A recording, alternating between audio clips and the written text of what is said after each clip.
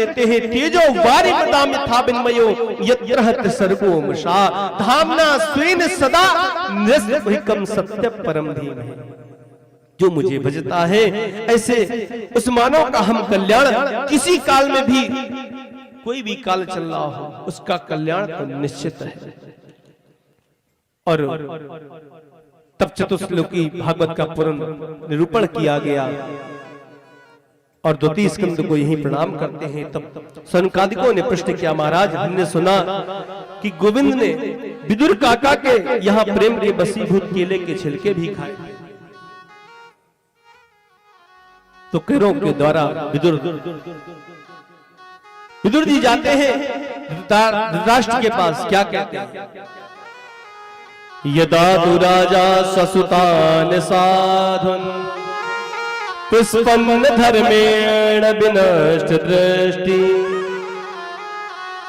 कहते हैं कि धृतराष्ट्र की बाहर की आंखें तो थी नहीं और अंदर की भी आंखें फूट चुकी थी। क्यों? कि जिसने कहते हैं अंदर की नजरों को ही खत्म कर दिया है। जो उनके साले साहब थे शकुनी, जो अंदर की आंखों को ही फोड़ दिया। अरे कम से कम किसी को दिखाई नहीं देता, लेकिन अंतर वेदना में क्या है वो तो होना चाहिए। तो विदुर जी जब गए तो बहुत दुखी हुए और कहते, महाराज तुम्हारे इन पुत्रों ने कैसे कैसे षड्यंत्र किए इन पांडवों को मारने के लिए। राजन, ये अन्याय की बेल पर कभी अमृत के फल नहीं लग सकते। लाक्षाभवन में जलाने का प्रयास किया जाता है। हे राजन, ऐसा यदि पुत्र किसी राज्य में होता है तो कहते हैं उसको त्याग देना चाहिए। यदि कहते हैं किसी प्रदेश में यदि एक जिला को त्यागने से बच जाता है तो भैया उसको भी तिरोहित हो जाओ, दूरियां बना। और एक गांव में किसी व्यक्ति के द्वारा यदि गांव की पराकाष्ठा घट रही हो तो उस व्यक्ति को भी त्याग देना चाहिए। और एक परिवार में एक व्यक्ति के त्याग देने से यदि संपूर्ण परिवार सुरक्षित है तो उस व्यक्ति को भी त्याग देना चाहिए। जैसे अपने शरीर में किसी उंगली में सड़न पैदा हो जाए, गलने लगे, कुछ दिन तक तो इलाज कराना पड़ेगा, लेकिन अंत में डॉक्टर कहेगा भैया इसको कटवा दो तभी सुरक्षित रहोगे, अन्यथा पूरा शरीर गल जाएगा। तो आज विदुर जी महाराज कहते हैं, महाराज कि नालायक बेटा तजो तजो स्वार्थी यार।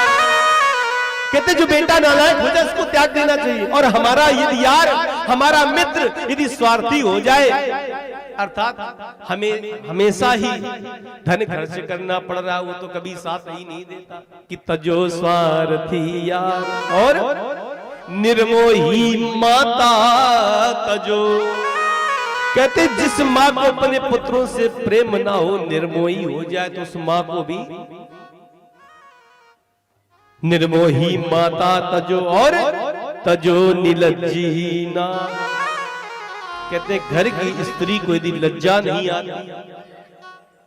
अब देखो, अब स्त्री की बात आती, कहते हैं कभी भी सौभाग्यवती स्त्री यदि अपनी मांग पर सिंदूर डालती है तो कहते उस दिन उसका सर तो खोलना ही नहीं चाहिए। ऐसा यदि करती है तो कहते हैं उनके पति देव की आयु सताही। कर्म तो आपको करना है, क्योंकि अन्नपूर्णा का स्थान आपको दिया गया है। यदि आप अपने कर्तव्य से नहीं हटोगे तो उस परिवार का कोई बाल बाका भी नहीं कर सकता है? आजकल तो पेन की सुविधा चल गई, खिंचा लिया चल लिया, सिंदूर से कोई मतलब ही नहीं। तजो सन्यासी कामी नौकर नमक हरा। कहते यदि सन्यासी कामी हो जाए तो उसको भी त्याग देना चाहिए। और नौकर नमक हरामी करने लगे तो उसको भी त्याग देना चाहिए। और पिता अधर्मी तजो। यदि पिता जो है यदि अधर्म का साथ दे रहा हो, धर्म में ना हो तो उससे भी दूरियां बना। और तजो अलसेटा चेला। गुरु का यदि कोई चेला है ना, यदि वो भी आलसी हो गया तो उसको भी छोड़ देना चाहिए। अब विदुर जी महाराज कहते हैं कि प्रभु ये न कोयला लाख धोने से कभी भी साफ होता है, लगा दो आग तो फौरन सफेदा आता है, ऐसे व्यक्ति को तो त्याग ही देना चाहिए। विदुर जी ने इतने उपदेश दिए, तब तक क्या होता है कि दुर्योधन आ जाता है।